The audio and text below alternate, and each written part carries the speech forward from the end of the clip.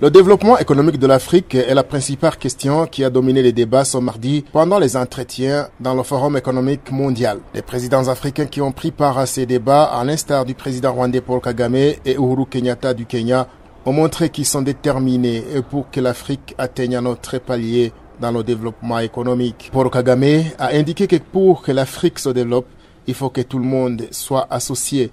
Il a surtout insisté sur le fait qu'en Afrique, les femmes sont souvent exclues alors qu'elles ont une importance capitale dans le développement. Africa's problem is much bigger than that. We have women left behind, not... En Afrique, ce sont les hommes qui dirigent et les femmes sont sous-estimées. Ce qui est le contraire si on regarde ce qui se fait au monde entier.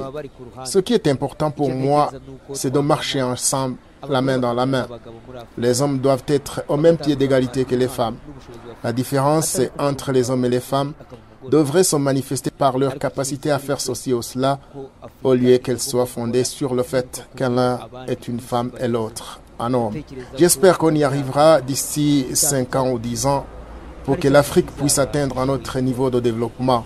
C'est nous qui devons le faire sans attendre quelqu'un d'autre. 5 years.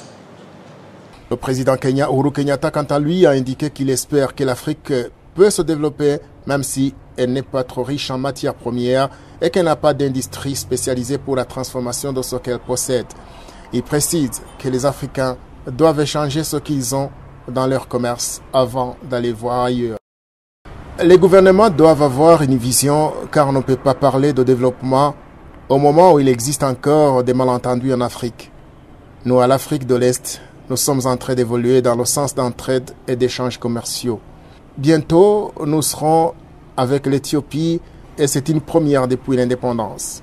Il y aura des échanges transfrontaliers, ce qui permettra de faire un pas en avant dans tout ce que nous faisons. Si nous voulons que l'Afrique se développe, nous devons concentrer plus d'efforts dans la jeunesse. Les travaux de ce Forum mondial pour l'économie s'est clôturé vendredi le 13 mai à Kigali.